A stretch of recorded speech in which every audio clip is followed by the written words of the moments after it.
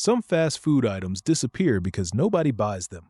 Nobody misses them. They just quietly fall off the menu, and that's the end of the story. The 15 items on this list are not that. People have signed petitions for these. They've reverse engineered them at home from secret menu ingredients.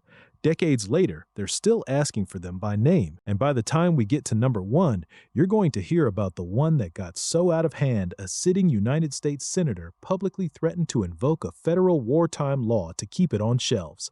I promise that's real, and I promise it's coming. Here's the pattern I want you to watch for as we go.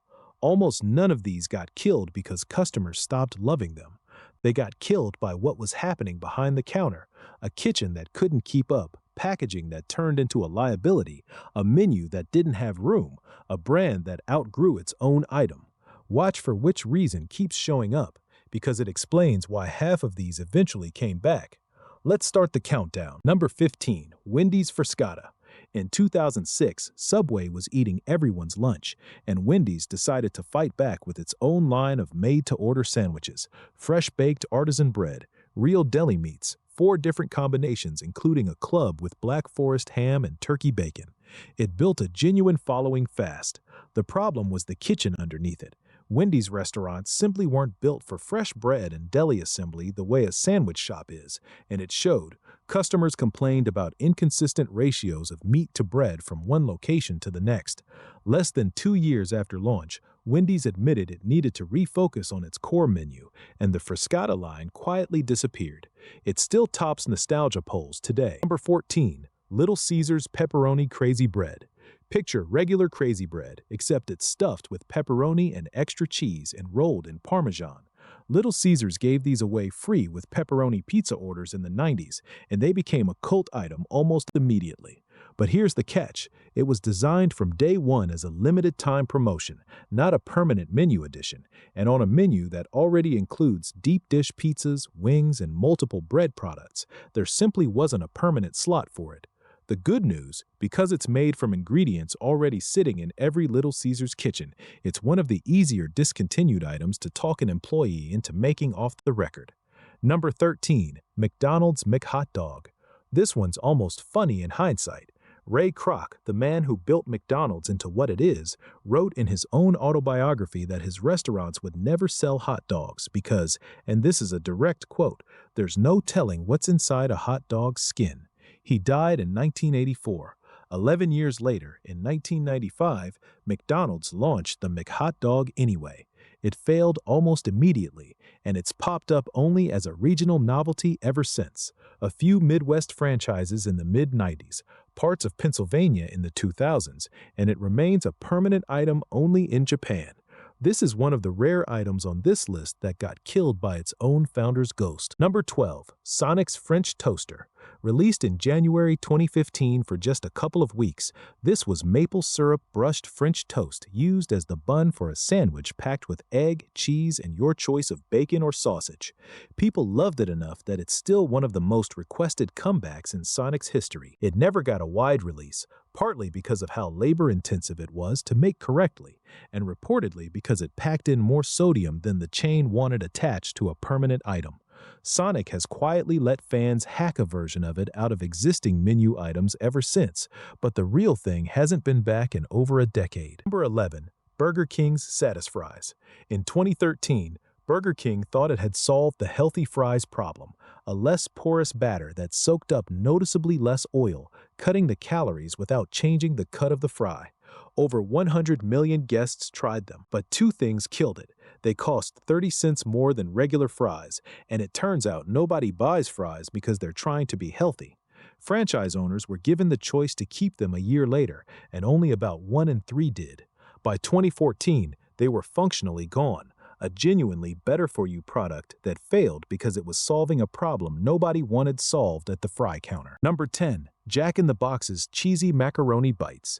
Launched in 2008 with maybe the most unhinged ad campaign on this entire list. 2 separate commercials showing people getting into horrific accidents because they were distracted eating messy food while driving, before Jack shows up to recommend his new bite-sized, batter-fried mac and cheese instead. The product itself, crispy tempura-coated wedges of mac and cheese, was genuinely well-liked. It just never became the sales phenomenon the company hoped for, and it faded off menus within a few years. It did eventually get a spiritual successor. Jack in the Box brought back a similar item called Mini Munchies Mac and Cheese Bites in 2021, but the original name and that ad campaign never returned. Number 9. Pizza Hut's Bigfoot Pizza. This is where the pattern really starts to show up. 99. It worked. People loved it. What they didn't plan for was that an entire pizza kitchen is built around round pans moving at a certain speed, and the Bigfoot broke that on purpose. Special pans, extra time to stretch dough over that much surface area, more labor per pie, and a shape that didn't even fit in a normal delivery box. It wasn't unpopular, it was unprofitable. By the mid-90s, it was gone. Killed by a stopwatch, not by taste. Quick pause before we keep going.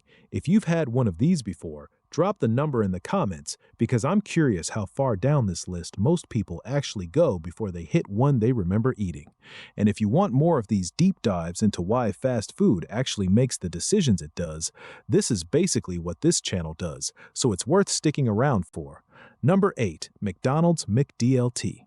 A hot beef patty on one side of a giant foam container, cold lettuce and tomato completely separated on the other, so nothing wilted before you assembled it yourself.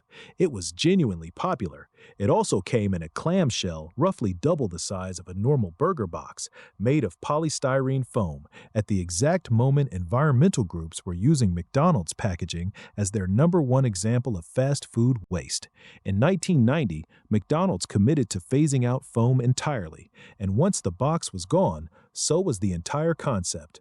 There was no version of hot side hot, cool side cool that worked wrapped in paper. It didn't get reformulated. It just stopped existing in 1991. Number 7. Pizza Hut's Puzzones. Launched in 2002, this was essentially a handheld calzone. Toasted Parmesan crust, stuffed with toppings and cheese, served with marinara for dipping. It became an instant hit, but Pizza Hut had a problem money can't ignore. Pizza is a far more profitable item than a calzone-shaped side dish, and the company didn't want a cheap, filling P-zone talking customers out of ordering an actual pizza. It got quietly pulled around 2011. Here's the interesting part, though. In 2019, Pizza Hut brought it back nationwide as a March Madness tie-in, proving that even a product killed for pure margin reasons can come back the second a company finds a marketing reason to justify it. Number 6. Burger King's Cinni Minis.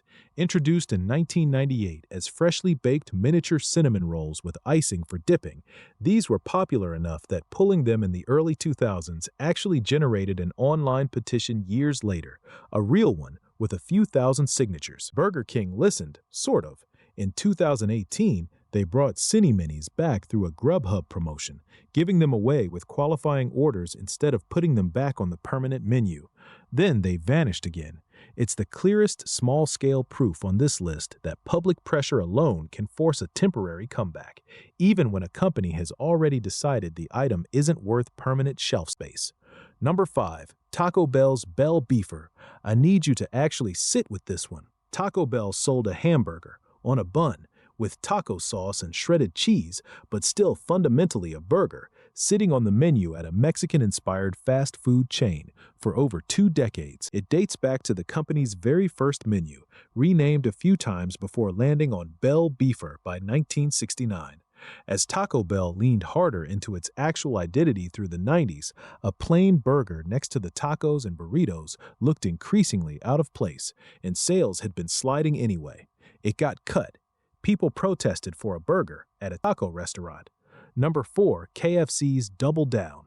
Here's a genuinely different kind of failure. In 2010, KFC replaced the bun on a sandwich with 2 fried chicken fillets and stuffed bacon, cheese, and sauce in between. It sold over 10 million units in its first month and generated more media buzz than any test item in company history. And KFC still pulled it by 2014, reportedly because the sales numbers, once the novelty wore off, were immaterial to a chain this size, and health criticism was mounting. This is the opposite problem from most items on this list. It wasn't a flop, it was a viral moment that couldn't sustain itself as a permanent product. KFC clearly knows what it has, though. They've brought the double down back 3 separate times since, in 2017, 2023, and again in late 2025, always as a limited return, never as a permanent fixture. Number 3. McDonald's Mighty Wings. In 2013, McDonald's tried to get into bone-in chicken wings in a real way, buying 50 million pounds of chicken to launch them nationwide. 3 things went wrong at once. They were priced around $1 per wing, noticeably more than KFC's wings at the time. The breading was spicier than most McDonald's customers expected or wanted, something the CEO himself acknowledged publicly. And the timing was backwards. The entire industry was moving toward boneless chicken right as McDonald's bet big on bone-in. The company ended up sitting on 10 million pounds of unsold wings and had to slash prices just to clear inventory. It's one of the most concrete, quantifiable flops on this entire list. Number 2. McDonald's Arch Deluxe. This is the most expensive failure in fast food history, and it happened because McDonald's tried to become something it wasn't. In 1996, they launched a grown-up burger line, quarter-pound beef, peppered bacon, a mustard mayo secret sauce, marketed specifically at adults who supposedly wanted more sophisticated flavors than a Big Mac. McDonald's spent roughly $300 million developing and marketing it, including ads that literally showed children frowning at the burger to signal it wasn't for kids.